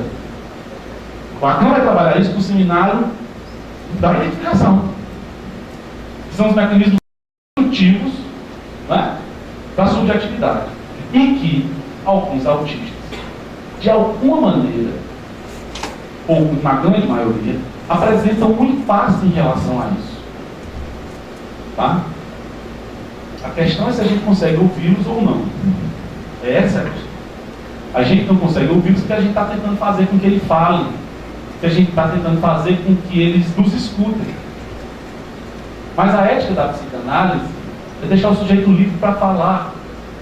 Como ele não fala, a gente pode deixar ele livre para fazer. Né? E vou contar um exemplo. Um garotinho, um paciente, de 3 anos, desses que não falam, desses que entram na sala e não sobra pedra sobre pedra. Você chama e ele vira de costas. Você vai, aí ele vai para o outro lado da sala. Né? Então isso não é que ele não tem relação com o outro. Ele tem tanta relação com o outro que quando você se aproxima, ele vai para o outro lado. Tá? A presença do outro é invasiva. Então nós temos uma relação com o outro e com a palavra que ele mortifica essa palavra. Quando a gente fala, ele recusa ela de tal modo que você vê a palavra desaparecer na sua frente. Isso produz uma angústia muito grande, uma frustração muito grande, porque tem uma incapacidade técnica fora de série. Isso é um desafio para qualquer um que trabalha com autismo, independente de sua abordagem. Oi. Eu achei o seu exemplo formidável, e quando perguntam a Lacan se o autista está inserido ou não na linguagem, e ele responde que eles não... Fala para todo mundo ouvir, porque é tão importante. Quando nessa conferência sobre o sintoma pergunto a Lacan, o autista está ou não inserido na linguagem, e a resposta de Lacan é sim, mas é uma resposta que eu acho que o seu exemplo clínico mostra. É um exemplo que eles não nos falem, não quer dizer que não estejam inseridos, eles até são bem verbosos. Isso. Talvez o seu exemplo mostre por que Lacan diz que são tão verbosos. São tão verbosos porque a linguagem os toca desse jeito, invasivamente no corpo, que ele precisa se afastar. Isso. Só a título de curiosidade, depois a gente vai ter tempo hoje, mas eu acho que tem um problema de transcrição e que tem um ponto onde deveria ter uma vírgula, que esclarece absolutamente tudo, assim, da direção do tratamento, inclusive, nesse texto, sabe, André? De forma maravilhosa mesmo. Ele vai dizer assim: é justamente por isso que vocês não escutam. Aí tem ponto, pelo fato de que vocês tentam falar com eles. Se você colocar uma vírgula, diz assim, você pode inverter a sentença. É o fato de você tentar cuidar deles que faz com que vocês não se escutem. Só uma inversão da sentença. Então, o que é que eu estou querendo contar? Além disso, né, além de que, como a Andrea bem lembrou, muitos autistas, ou a grande maioria dos autistas, sentem de forma muito invasiva essa presença, e a gente tem que ter muito respeito em relação a isso, porque a sua relação com a linguagem passa por aí, por essa invasão, e nesse sentido é uma invasão, como também o melancólico sofre uma invasão de gozo, como o paranoico sofre uma invasão também por parte do outro. Então a gente tem que, né, considerar esses aspectos, que o sujeito está impotente diante dessas invasões. Não é porque ele não alucina, não é porque ele não está delirando, que ele não está diante de uma relação com a linguagem que o compromete de forma muito dolorosa. Existe um drama aí que a gente um subjetivo, um sofrimento dessas crianças, desses adolescentes e adultos que eles crescem, né? Que a gente tem que ter muito respeito. E quando alguns conseguem falar e dar o seu testemunho, eles dizem inclusive isso, assim, as pessoas que mais nos ajudaram foram aquelas que respeitaram o nosso autismo e deixaram que a gente fizesse as coisas do jeito que a gente conseguia, né? Que é o que o psicanalista faz. O psicanalista com criança, ele acompanha, com o psicólogo também acompanha o seu movimento. Lá que ele diz, eu sugiro nas pessoas que acompanham essas crianças que acompanhem esse movimento. Ele diz desse jeito. E aí, desamparado, como eu estava, como a gente se sente nessa clínica, uma vez com um garoto assim, eu já tive vários nesse sentido, muito angustiado, me lembrei que rapaz, eu vou me calar, porque é isso que ele está me pedindo.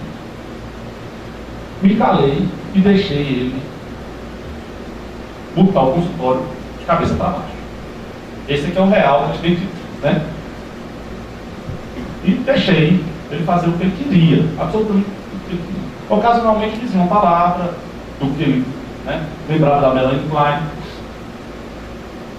E o que é que eu, aí depois tem uma caixa, que dentro dessa caixa de sapato tem lápis, canetinhas, tampas de canetinhas velhas, borrachas, tudo misturado, apontadores, e aqueles pega-varetas, que são do tamanho dos lápis, vários lápis. Então eu já tinha pego essa caixa, já tinha jogado tudo para cima, tudo espalhado no chão. E os outros pacientes ainda para eu atender, né? Para depois que eu tivesse reconstruído tudo aquilo ali. Então foi o que eu fiz. Eu sentei do lado dele, botei uma tampa da caixa de sapatos e comecei a, silenciosamente, juntar as coisas, minimizando meu trabalho futuro. Certo? Mas ao mesmo tempo que eu fazia isso, ele pegava as coisas, pegava do chão e simplesmente jogava aleatoriamente, certo? Sem dizer uma palavra, só sonoridades desconexas. E jogava mesmo longe. E eu comecei a fazer, quando eu comecei a fazer, sempre eu comecei a fazer separando o lápis para um lado, né? Os pega-paredes para outro. E aí eu comecei a observar que quando ele jogava as coisas, ele não jogava qualquer coisa. É aí que eles articulam muitas coisas, que Lacan diz. O que é que ele estava fazendo? Ele estava fazendo a coisa do pastor. Ele estava fazendo uma operação lógica primária. Ele jogava tudo que não era lápis. Né? O contrário de tudo não é nada, é não tudo. Porque nada é tão absoluto quanto tudo. Né? Então o contrário lógico é não todo, é o descompleto. Então o contrário de branco não é preto, é não branco. Isso é lógica. Então o que ele estava fazendo? Uma operação simbólica, primária, que Freud descreveu no texto A Negativa. Aquilo que é bom para mim, eu assimilo ao eu. Aquilo que é ruim, eu expulso. Em alemão, ausstoßen. E ele estava literalmente fazendo aquilo que o Baby Sado disse. Isso não é a mamãe. Não é a mamãe. Sendo que ele não estava dizendo. Não sei até que ponto isso vai dar. Eu ainda continuo com esse garoto. Mas o fato foi que, silenciosamente, se eu fico na ânsia de escutá-lo, de normalizá-lo, de terapeutizá-lo, de dar uma satisfação para a família, de pressa, que é o que eles mais nos ensinam, que pressa não ajuda, né? Eu não teria condições de simplesmente observar que tinha um critério diferencial entre os objetos. Então, se há um critério diferencial entre os objetos, ou seja, o que ficava no chão, perto dele, eram os lápis. O que era jogado para longe era tampa de caneta, borracha. Foi por isso que eu comecei a pegar os pega-paredes, porque eu comecei a ver que ele estava jogando só os pega-paredes. Então eu comecei a separar da mesma maneira os lápis, mas em espaços diferentes. Aí ele, de vez em quando, ele fazia. Aí quando ele olhou, ele fez assim. Muito discretamente, só com um canto de olho, né? Como se, para que eu não percebesse que ele estava olhando. Mas eu continuei, fiz assim, olhei e continuei separando. Depois que eu separei tudo que eu botei na caixa, né? Ele derrubou tudo de novo. Né? Mas alguma coisa se processou. Vocês estão conseguindo entender? Por que eu estou tentando dar esse exemplo clínico? É para mostrar que há ali algo que é da ordem do número. Né? Ou seja, há uma alternância entre a presença do traço do lápis e a ausência do traço do lápis. Ou seja, a simbolização, o esboço de uma simbolização, né, de algo em torno de um objeto. Que ele precisa exercitar, no sentido não de exercitar na academia, mas que ele precisa fazer justamente essa alternância que vai precisar, vai poder permitir com que esse vazio possa se inscrever, pelo menos, digamos, artificialmente.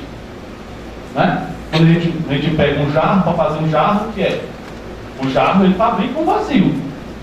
Uma matéria que fabrica um vazio.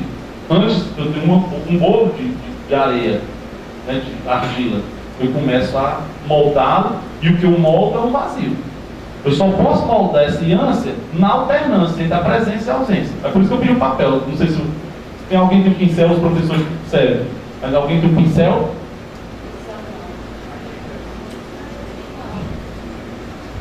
Para poder todo mundo ver. Um que faça um risco mais grosso. Esse tá.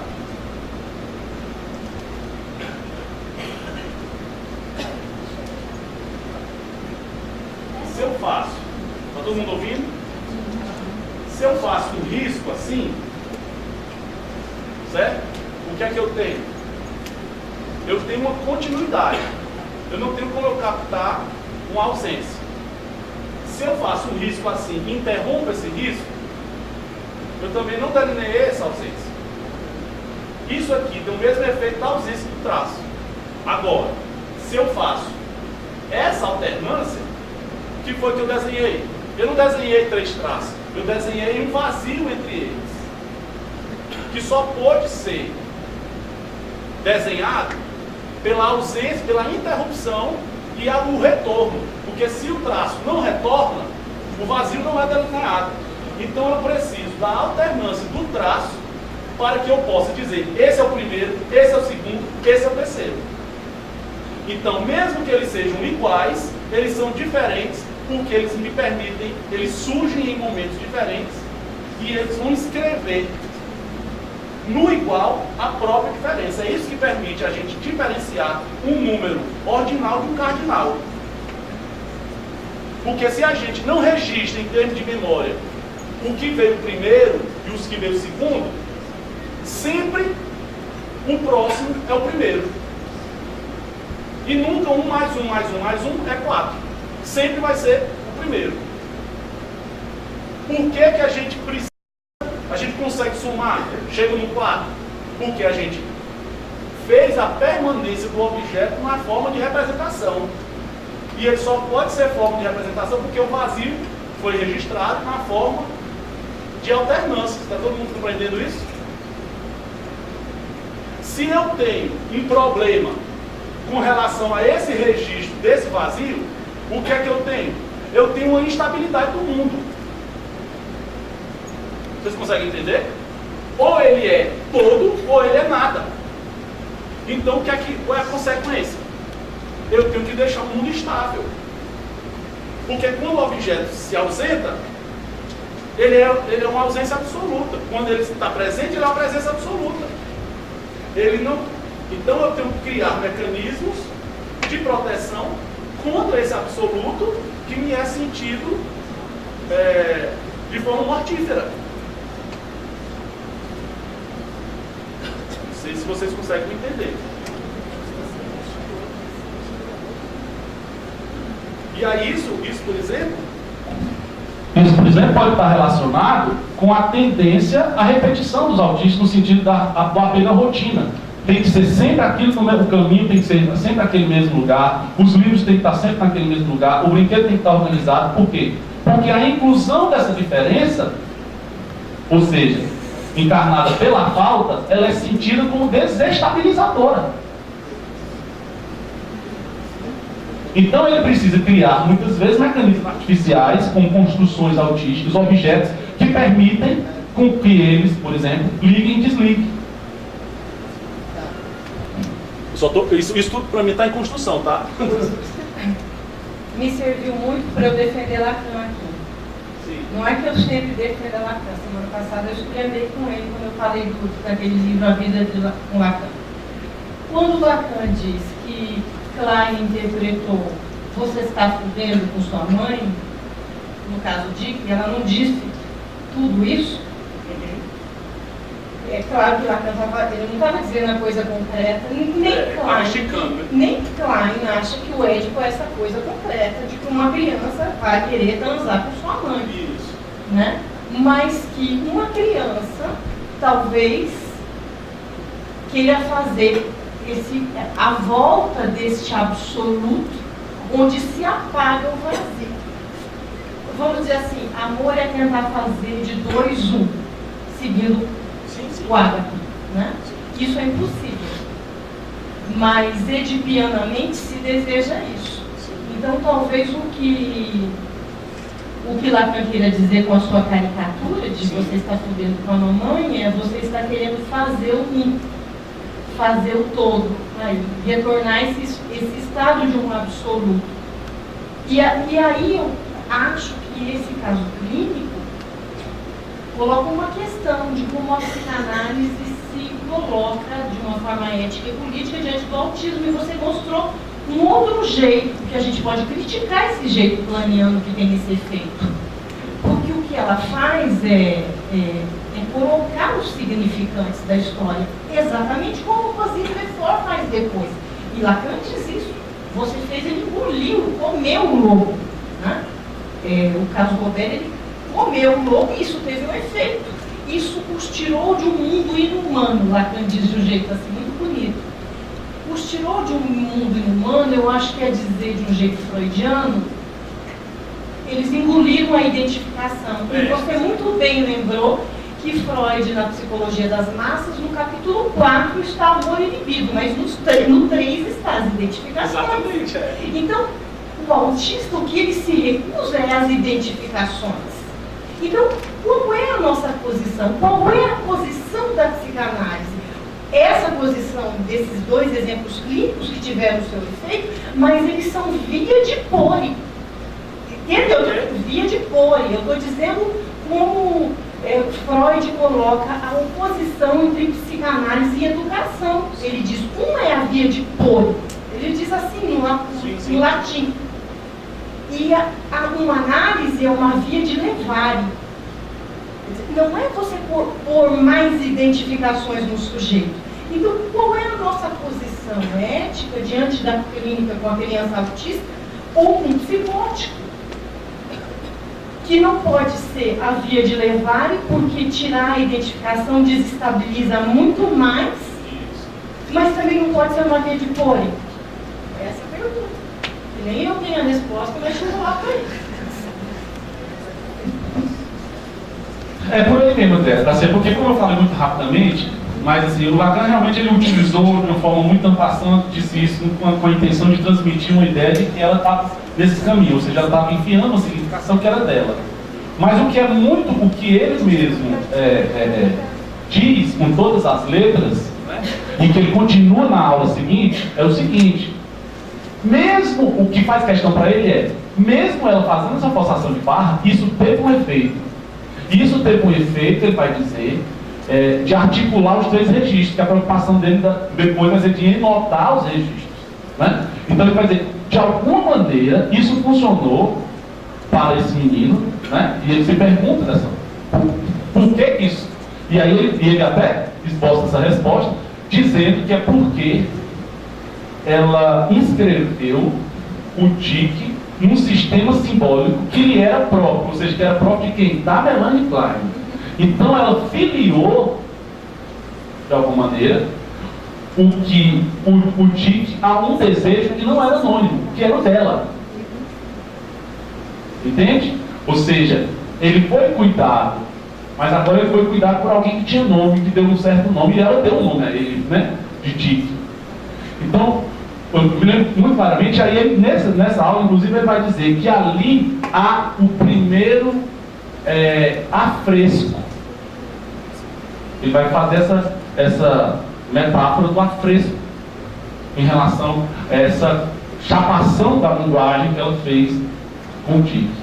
Que com a Rosine Leclerc também alguma coisa dessa mesma questão com a língua, que eu acho que como nem ela nem Lacan tinha dado suficientemente na análise dela, né, com Lacan, a Rosine Leclerc, quando atendeu a Marie-Françoise.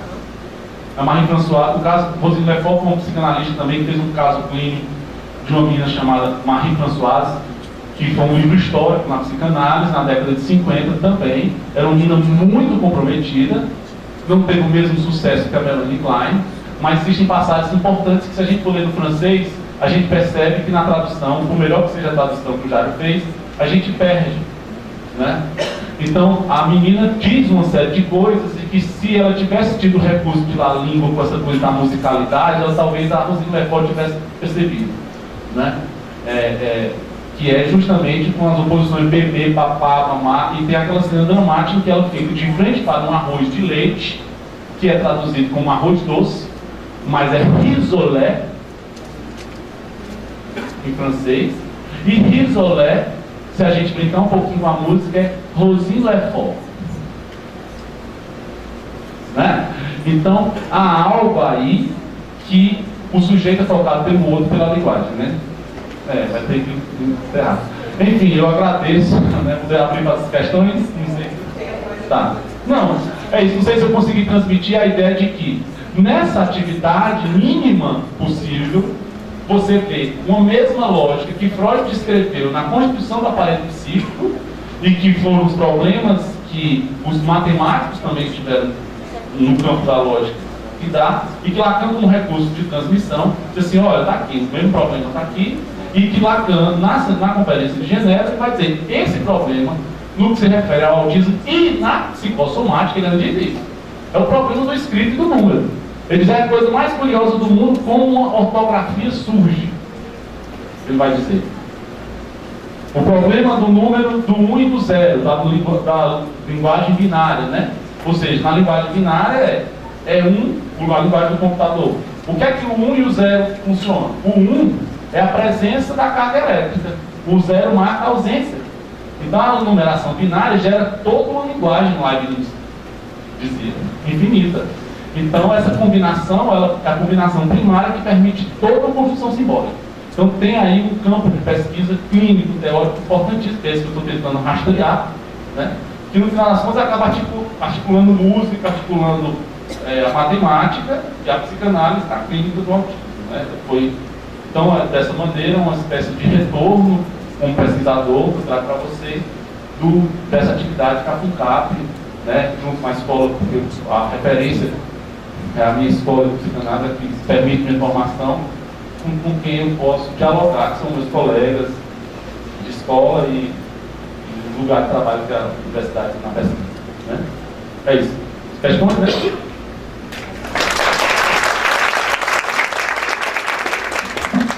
Como é que ela tem, na pesquisa, o que é que tem acontecido? Como é que o meu trabalho lá funciona, né?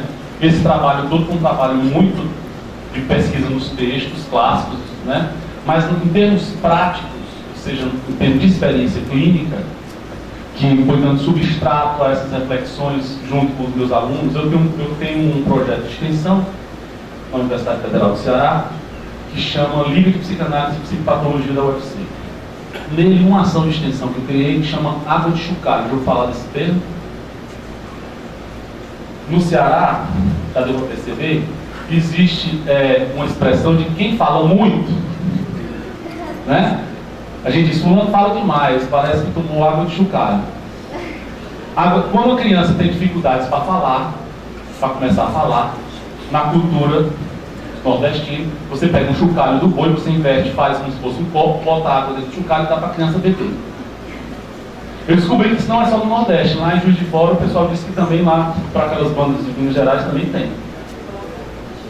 Tem a história do pintinho, que é equívoco demais, né? Botar o pintinho na boca, eu também já ouvi falar essa mesma história. Né? Mas, de qualquer maneira, viu, André, tem a ver com a coisa da Melanie Klein. Foi por isso que eu tomei água de chocalho, tá? Visivelmente. Então, assim,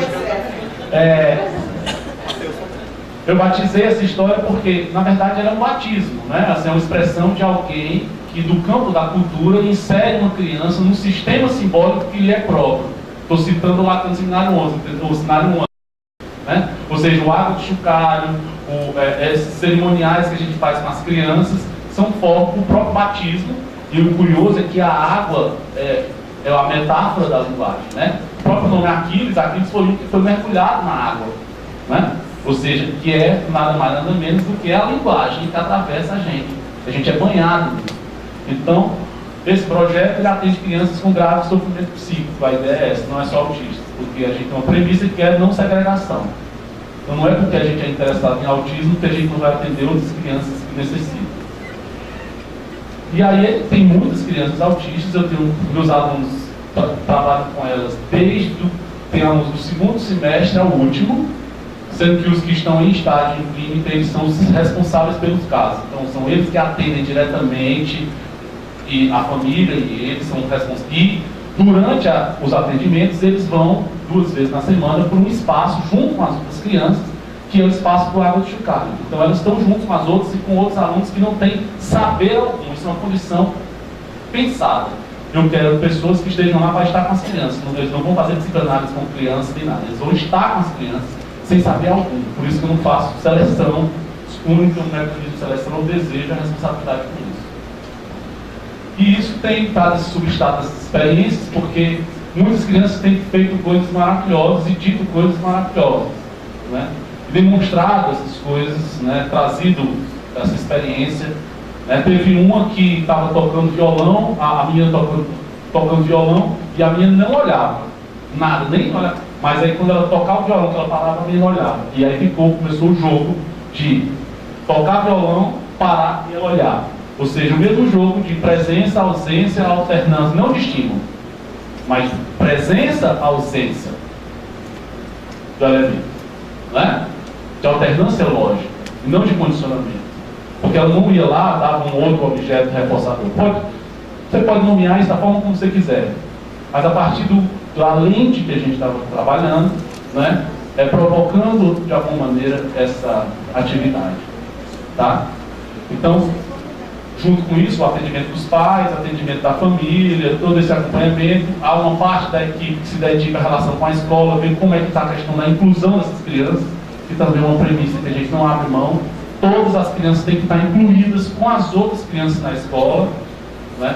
E não em dispositivos de segregação, porque as outras crianças eu entendo que elas também produzem um efeito clínico nas crianças maravilhoso, dependendo de como a coisa vai sendo construída. Daí a gente tem um trabalho junto com as escolas de tentar ouvir também os professores, as coordenadoras, para que essa inclusão ela possa acontecer da forma mais adequada possível. Agora, é claro que nada disso é sem muito trabalho, sem muita dificuldade e a passos muito lentos, né? Porque nós estamos em um dispositivo público, com escolas públicas, com pessoas carentes de todos em todas as instâncias, né? E fora as suas próprias resistências subjetivas, né? De uma criança, por exemplo, 9 anos. Você pode contar um dramático, talvez para encerrar. Nós temos uma menina, não temos mais porque ela não foi mais, a mãe retirou do trabalho. Essa menina chegou para a gente a pedido de uma escola, que já tinha me chamado para falar lá com os professores, não só sobre ela, mas sobre o tema. E essa escola tem uma boa relação com a gente sempre a gente troca ideias, e aí a escola foi pedir socorro, porque a menina de 9 anos, ela tendo crises gravíssimas, batia em todos, pegava nas partes genitais das mulheres, gritava a todo momento. Então ela estava controlada, não ficava na sala, não se controlava de jeito nenhum na escola, de modo que não estava tendo condições de ir para a escola porque o estado dela estava em crise. Né? E a gente adotou esse caso. Não, somos nós que temos que dar conta disso. Vamos junto ajudar, nos dar as mãos e atrás de resolver, tentar ver o que a gente pode fazer. E aí essa garota, na crise, ela canta. E ela canta muito afinado. Ela tem um dom musical assim, então ela canta muito bem. Então ela está em crise e cantando trechos de algumas músicas específicas, em crise, gritando e cantando alto, de forma muito, né, afinada. E a estagiária que é responsável pelo caso, que é minha bolsista de pesquisa, ela é flautista, tem noção de música. Né? E ela fez justamente um artigo sobre essa questão da linguagem, da música, da musicalidade da voz, e é um artigo muito legal, vai até ser publicado aí. E a menina, lá no SPA, num desses momentos de crise, ela cantando aquela música do Los Hermanos. Oh, Ana Júlia, né? E cantando isso incansavelmente. E a menina acompanhando ela em todos os lugares que ela ia, tentando deixá-la circular e se acalmar um pouco, tentar fazer com que ela se organizasse minimamente. E essa menina cantando, repetindo isso muitas vezes, ó Ana Júlia, ó me ajuda, meteu um ó me ajuda e depois botou ó Ana Júlia novamente no meio, ia passando despercebido no meio, porque ela repete tanto que se desfaz no meio de tanta repetição, você entende? Na hora que ela disse ó me ajuda, a menina ouviu na mesma hora, parou e disse eu ajudo. Na hora que ela disse assim, eu ajudo, a menina parou, olhou para ela, ajuda? Então veja como uma cena muito dramática, não é? Assim, em supervisão a gente ficou muito tocado porque ela pediu, me ligou para a supervisão imediatamente porque a menina conseguiu enunciar algo da ordem de um pedido pela via da única forma como ela conseguia enunciar.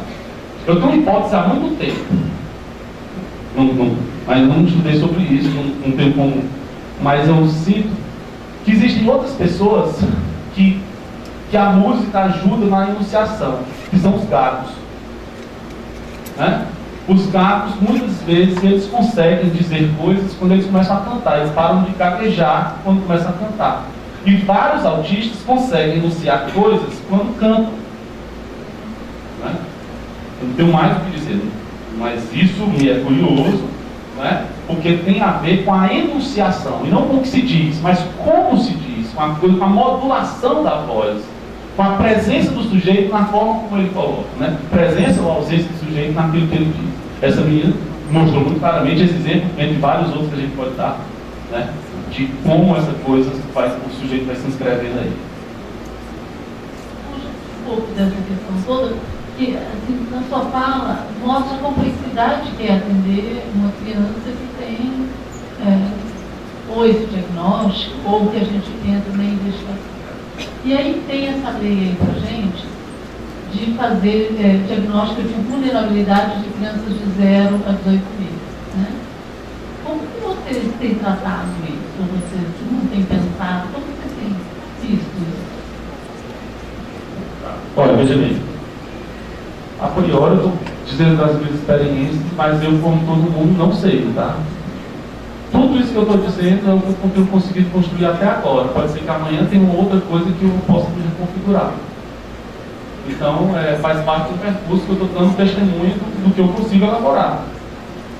Isso tudo, para mim, é uma questão. Eu acho que está... Né? Não queria colocar as coisas como... quem sou eu diante de pessoas que há quase 100 anos pesquisam sobre isso. Então, é um desafio para todos nós.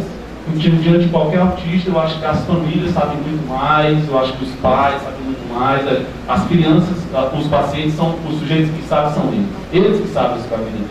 E é disso que a gente tem que ir atrás. É essa a pergunta do psicanalista. É o que é que esse sujeito pode nos dizer. não é método.